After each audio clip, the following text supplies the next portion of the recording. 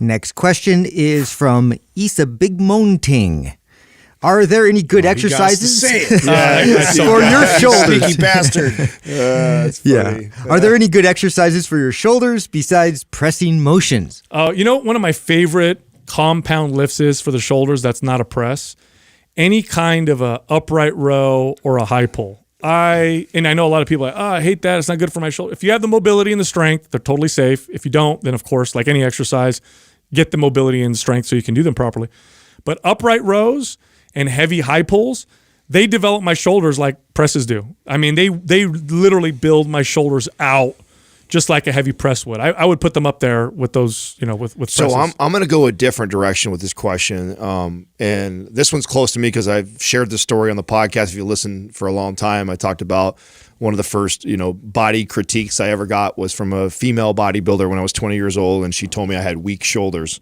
And so that became like a massive focus for me. And I like to think that it's one of my strengths now as a competitor was building. Yeah, I agree. Your shoulders, especially when you competed, were crazy. And I'll tell you, one of the biggest game changers for my shoulders was actually just getting really good at working the rear delt.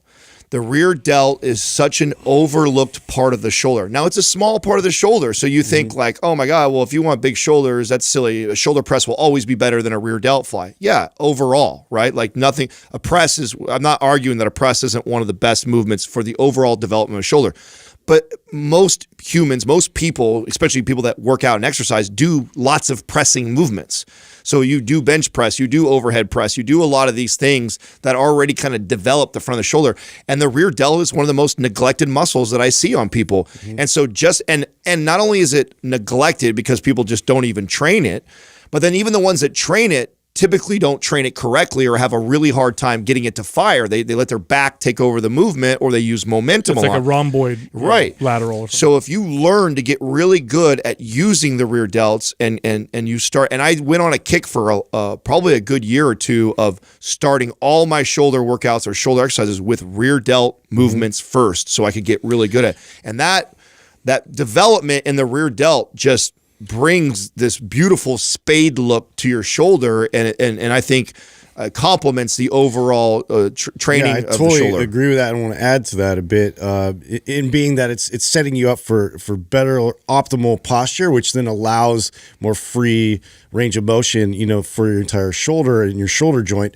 Now, to add on to that too, we do have muscles responsible for stabilizing your shoulder in rotation, which is something that people don't really consider a lot too, which can be trained and developed as well, which also, will give you like a rounder, more developed looking shoulder in general, and will avoid, those inevitable plateaus where you get into like shoulder impingement issues and things preventing you from progressing, which is something too, if you start considering that now, we're thinking more long term, we can keep pressing further and getting further development out of the entire muscle if we set it up correctly. This is why the suspension trainer W's have become one of my favorite shoulder movements. I have done them more in the last couple of years than I have previously done ever, because of that exact reason. The benefits it does for the posture, the rotator cuff that it attacks, the rear delt that it attacks. It's one of my favorite ways to kind of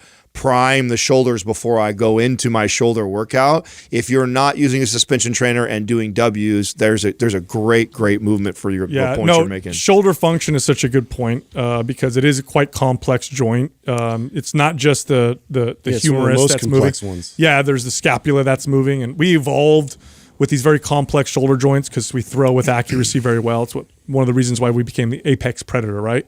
But back to the rear delt, from an aesthetic standpoint, people think the side delt is what gives you the round shoulder look. It's not. It's the rear delt. Mm-hmm. Your rear delt, when you develop your rear delts really well, you get a very round, capped look to your shoulder. Now, I was lucky enough as a kid to read an article that was written about Serge Nubret. He was a French bodybuilder. He was in Pumping Iron. He was the black dude that looked super aesthetic.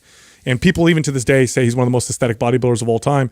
And he had this super round looking shoulder. And I remember reading this article about him doing all these rear flies. And I was very lucky at a young age to say, okay, let me focus on this exercise. And it did. I used to have very bony shoulders, and my shoulders became a great body part because I focused so much on the rear delt. Now, here's a tip when you're doing laterals of all types, especially to the side, and then, of course, rear flies.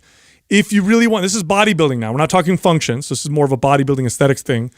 If you really want to isolate those muscles, you have to disengage or lock your scapula, okay? So if I'm doing a rear fly and I engage my scapula, now it's becoming more of a row. But if I lock them in position and just focus on the humerus moving, now I'm isolating those muscles. Same thing with laterals. You ever see people do laterals where it looks like kind of this upright, shrug or whatever?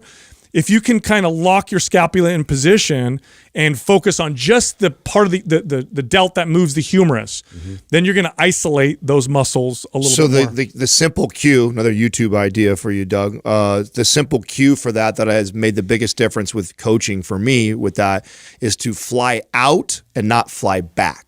So the tendency that we have when we do a reverse fly is to be, whether you're bent over or on a machine, is to fly back, to Sal's point. Right, and you want to keep it in a locked position. You think about flying out versus flying back. Yep, great cue. And that cue is very simple and basic, but it really helps people understand what you're trying to say by locking the shoulder girdle in a position, and or you scapula in a position. Very lightweight. Very light. Very It's not, lightweight. especially at the beginning. And then the other movement that I think is awesome for this, I was actually just showing Doug became one of my favorite movements, is the free motion bent over reverse fly. And why I like that, and I start with really lightweight, is you've got constant tension on the rear. And you have the cable over here, right? Yes. You're pulling away. Yeah, so you're pulling it through your body, and through and across your body as you're bent over. It encourages that out. It does. It's a good way. Somebody who's having a hard time, like feeling it in the rear delt and teaching it. It's a good teaching movement. So then, because just like we've talked about in the last few questions, like once you get really good at feeling your rear delt and you know how to flex it and activate it, now I can take like upright rows and I can take all these other big compound movements where I can move a lot more weight, and I can think about engaging my rear delts, and then you really blow them up. So I know there's coaches and trainers who are listening right now and are probably hearing me talk about reverse flies and going like, this moron, it's not an exercise that's going to build a lot of your rear delts. Yeah, not initially. It's really to teach most people who can't fire their rear delts. Yep. Once you can fire them really well, then you can take some of those big, heavy loaded compound movements, even presses, and learn to engage the rear delt more.